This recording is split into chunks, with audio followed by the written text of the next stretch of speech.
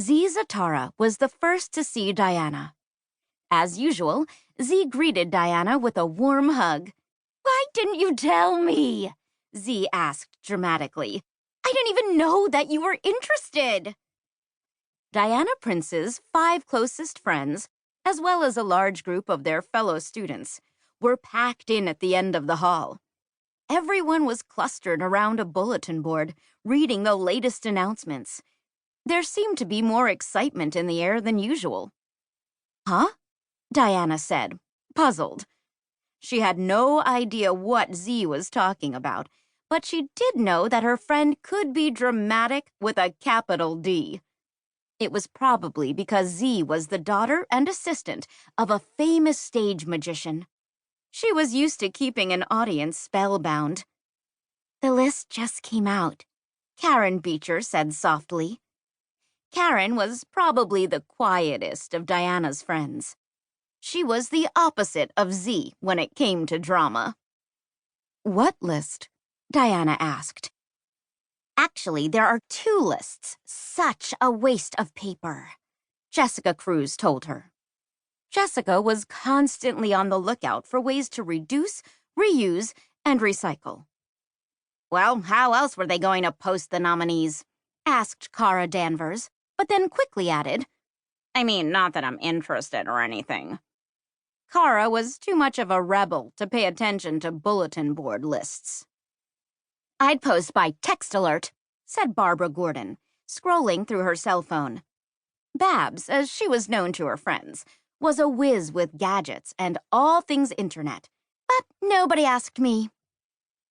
"For Zeus's sake, will someone please explain what is going on?" Diana asked. Her 5 friends turned to look at her. They couldn't believe she didn't know. The school was about to celebrate homecoming, a time of year when students new and old came to visit. Everyone pitched in to fix up the school for the occasion. It was a big deal. The celebration included pep rallies, a football game, and most importantly, a school dance. "You do this every year?" Diana asked, after her friends explained the tradition. She was new to Metropolis and to the world of man, as she called it. Diana was used to living among the Amazon warriors on a secret island called Themyscira. She excelled in hand-to-hand combat, but dancing the Macarena was a mystery to her. "Of course," said Z. "It's tradition. We nominate outstanding students, then we vote for them to become the king and queen of homecoming." Diana's eyes brightened when she heard the word queen. Her mother, Hippolyta, was queen of the Amazons. She was a strong, fierce ruler, and Diana wanted to impress her. "What does this homecoming queen do? Does she lead her people into battle?" she asked. "Not unless battle requires a frilly dress," Kara said, blowing a wisp of her bangs out of her eyes. "It's not that kind of queen. It's more of a ceremonial role," Babs explained. "Like a sprig of parsley next to a hot cheese quesadilla."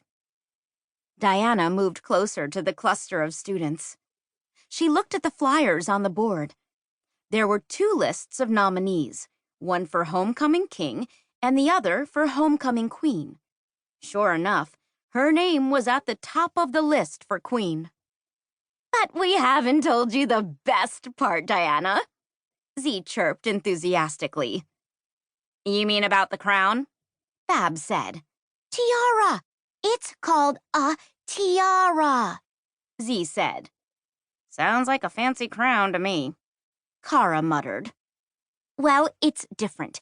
This tiara has a special sapphire called the Star of Andromeda," Z explained, "and it's famous. It even has its own legend." A hush fell over the students as Z told the story of the tiara. Some people believed that the sapphire had magic powers. There was a rumor that it granted the wearer one wish every 1,000 years on the night of the full moon. It just so happened that the homecoming dance was on the 1,000-year anniversary. That means whoever wins Queen gets a wish, Z finished. You don't really believe that, do you? Kara asked skeptically. Z shrugged as if to say, it's possible.